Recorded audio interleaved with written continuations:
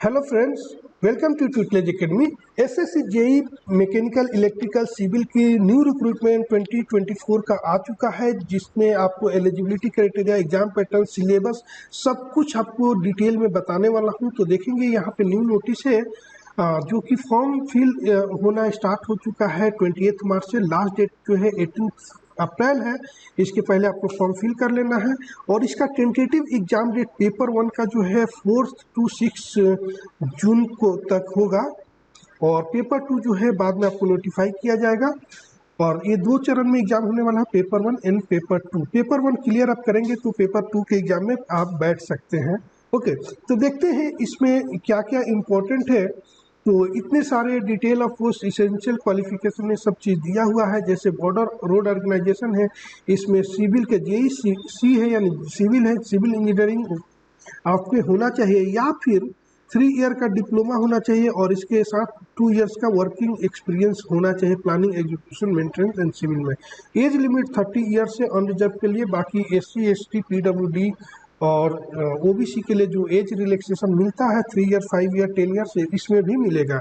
JEE electrical and mechanical में है तो इसमें इसके लिए इलेक्ट्रिकल या मैकेनिकल से डिग्री होनी चाहिए या फिर 3 ईयर का डिप्लोमा होना चाहिए और इसके साथ 2 इयर्स का वर्क एक्सपीरियंस भी होना चाहिए ये सारे फील्ड में। ओके, उसके बाद देखेंगे ये ब्रह्मपुत्रा बोर्ड मिनिस्ट्री ऑफ जल शक्ति, इसमें सिविल का पोस्ट है जिसमें 3 ईयर का डिप्लोमा होना चाहिए सिविल इंजीनियरिंग से।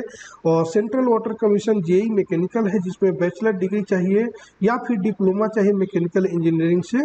ओके, इसमें भी एज लिमिट 30 है और जेई सिविल के लिए सेम क्राइटेरिया है, सिविल में डिप्लोमा इनको चाहिए या बैचलर डिग्री चाहिए। सेंट्रल वर्क डिपार्टमेंट CPWD जो इलेक्ट्रिकल सिविल का है, इसमें डिप्लोमा चाहिए इलेक्ट्रिकल का या मैकेनिकल का, और सिविल है तो सिविल में डिप्लोमा आपके होना चाहिए और इसमें एज लिमिट जो है वो 32 ईयर है।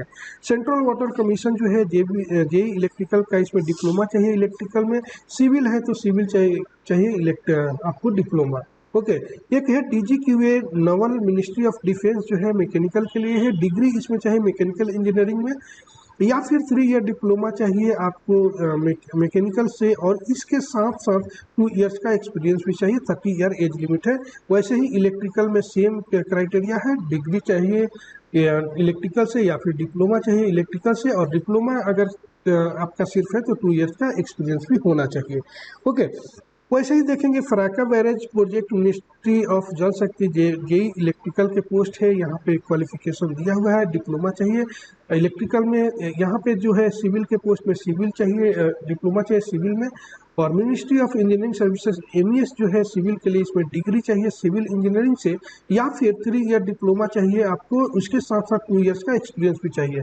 इलेक्ट्रिकल एंड मैकेनिकल का जो पोस्ट है, इसमें इलेक्ट्रिकल या मैकेनिकल से आपकी डिग्री होना चाहिए या फिर 3 ईयर डिप्लोमा या इलेक्ट्रिकल या मैकेनिकल में होना चाहिए, इसके साथ 2 इयर्स का एक्सपीरियंस भी होना चाहिए। एज लिमिट इसमें भी 30 ईयर है। वैसे ही नेशनल टेक्निकल रिसर्च ऑर्गेनाइजेशन जो है NTRO जेई सिविल के लिए पोस्ट है जो कि डिप्लोमा चाहिए आपको सिविल इंजीनियर में, एज लिमिट 30 ईयर दिया हुआ है। ओके, तो यहाँ पे ये बता दिया आपको। और देखते हैं क्या इंपॉर्टेंट है। फॉर्म फिल करने से पहले एक बार इसको रीड जरूर कीजिएगा। वैकेंसी जो भी इस पर बता दिया है कि कितना है, तो जेई सिविल का है जो 432 है, जेई इलेक्ट्रिकल एंड मैकेनिकल का 37 है, जेई सिविल का 2 पोस्ट यहाँ पे है और जेई मैकेनिकल का यहाँ 12 पोस्ट है, जेई सिविल का यहाँ 120 है, जेई इलेक्ट्रिकल का 121 सेंट्रल पब्लिक वर्क डिपार्टमेंट और central public work department JE civil का 217 यहाँ पोस्ट है। सिविल के लिए बहुत ज़्यादा पोस्ट है हमेशा की तरह। और यहाँ पे जेई इलेक्ट्रिकल का 2 पोस्ट है, जेई सिविल का यहाँ 3 पोस्ट है, जेई मैकेनिकल का यहाँ 3 पोस्ट है और जेई इलेक्ट्रिकल का यहाँ 3 पोस्ट है। तो यहाँ पे सारे टोटल पोस्ट दिया हुआ है। बाकी रिजर्व कैटेगरी जो है यहाँ पे दिया हुआ है, आप लोग देख सकते हैं। ओके, तो और यहाँ पे भी सिविल के लिए 6 पोस्ट है टोटल। ओके, अब देखते हैं और इम्पोर्टेंट चीज़ें इसमें क्या दिया गया है वो आपको बात करते हैं। ओके, तो ये सारा चीज़ दिया हुआ है, बहुत लंबा नोटिफिकेशन है, इसको आप फॉर्म फिल करने से पहले आप पढ़ सकते हैं। एज लिमिट तो आपको बता ही दिया हूँ। बाकी SC ST है तो 5 ईयर का रिलैक्सेशन है, OBC 3 ईयर का relaxation, PWD EWS 10 year experience relaxation है। PWD OBC है तो 13 ईयर का रिलैक्सेशन है, और PWD SC ST है तो 15 ईयर्स का रिलैक्सेशन है, और एक सर्विस में है तो 3 year after deduction of the military service rendered from the actual, ये है। ओके, ये सारी चीज़ें दिया हुआ है, आप एक बार देख सकते हैं। ठीक है, और देखते हैं हम लोग क्या इम्पोर्टेंट जो दिया हुआ है, जो कि आपको फॉर्म फिल करने से पहले आपको याद रहना चाहिए। कैसे अप्लाई करना है तो देख लीजिए, आप वेबसाइट का जो है वो बदल चुका है URL, जो कि है https://ssc.government.in। पहले जो था ssc.nic.in था, अभी ये वेबसाइट है ssc.government.in। ये फरवरी से ही चेंज हो चुका है, तो ये ध्यान रखेंगे। इसी पे आपको फॉर्म मिलेगा, यहीं पे जाके आप अप्लाई कर सकते हैं। कैसे अप्लाई करना है वो सारा चीज़ें इस नोटिफिकेशन में दिया हुआ है, तो एक बार आप पढ़ेंगे आपको सारी चीज़ें जो है वो समझ में आ जाएगा। ठीक है, सेंटर ऑफ एग्जामिनेशन जो है ऑल ओवर इंडिया रहता है, जो कि यहाँ पे पूरा दिया हुआ है। आप फॉर्म फिल करेंगे, जहाँ का प्रेफरेंस डालना होगा डाल सकते हैं। स्कीम ऑफ एग्जामिनेशन देख लीजिए, पेपर 1 एंड पेपर 2 होगा। पेपर 1 जो है हमेशा की तरह वैसे कंप्यूटर बेस्ड टेस्ट होगा, जो कि 50 मार्क का रहेगा। जनरल इंटेलिजेंस एंड रीजनिंग जो 50 क्वेश्चन 50 मार्क्स के लिए रहेगा, और जनरल अवेयरनेस 50 क्वेश्चन 50 मार्क्स के। और थर्ड नंबर पे है जो आपका जो भी ब्रांच होगा, जैसे मैकेनिकल है तो मैकेनिकल इंजीनियरिंग के 100 क्वेश्चन 100 मार्क्स का रहेगा, और ये एक साथ पेपर 1 होगा 200 मार्क्स का, जिसमें 2 घंटे का टाइम दिया रहेगा आपको। ओके, ये क्वालिफाई करने के बाद पेपर 1 क्वालिफाई करेंगे तो पेपर 2 में आप बैठ पाएंगे। ये भी अब CBT एग्जाम पिछले साल से होने लग गया है, पहले जो डिस्क्रिप्टिव पेपर होता था, तो इसमें भी देखिए आप सिविल इलेक्ट्रिकल मैकेनिकल जो भी ब्रांच हो आपको, इसमें 100 क्वेश्चन आएगा 300 मार्क्स के लिए। मतलब 1 क्वेश्चन जो है वो 3 मार्क्स के लिए है, यानी क्वेश्चन का लेवल जो है वो हाई रहेगा, और ये भी 2 घंटे का पेपर रहेगा। इसमें जो है कंप्यूटर कैलकुलेटर अलाउ है, इसका मतलब है थोड़ा क्वेश्चन जो है वो हार्ड रहेगा, और जो कि कैलकुलेटर से अगर कैलकुलेटर अलाउ है तो ओके, तो एक साथ ही प्रिपरेशन हो जाएगा। सिलेबस जो है लगभग सेम है यहाँ पे। ओके, और निगेटिव मार्किंग है 0.25 मार्क्स का, इसमें निगेटिव मार्किंग भी है।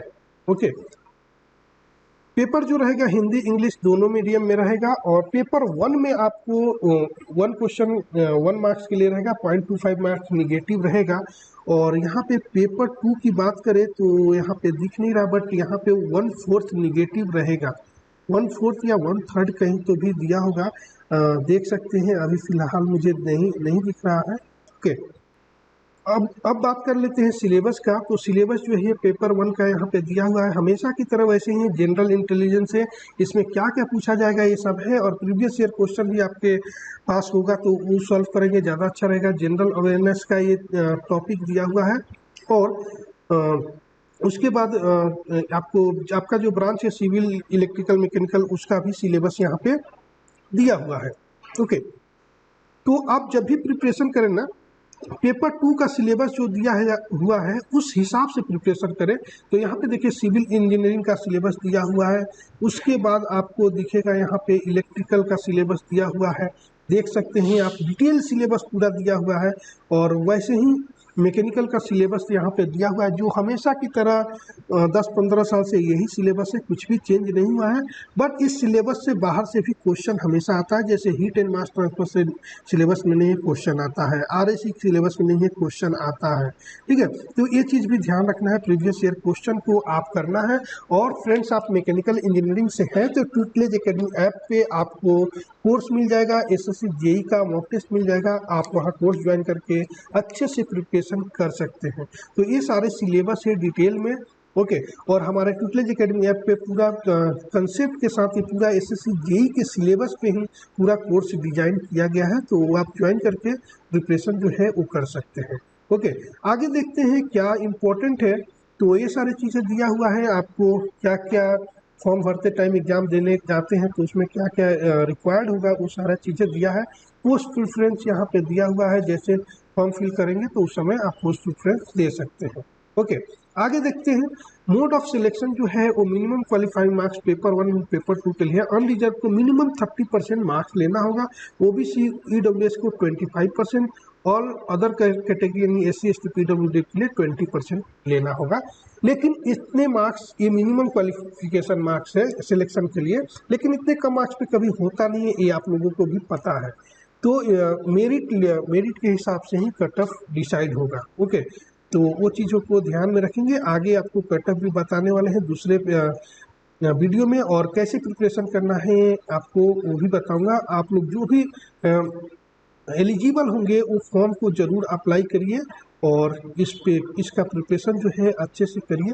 ओके, बाकी सारे चीज़ जनरल रूल दिया हुआ है। ओके, तो जो भी इम्पोर्टेंट चीज़ें था वो मैं बता दिया हूँ। कुछ क्वेरी होगा तो आप कमेंट्स कर सकते हैं।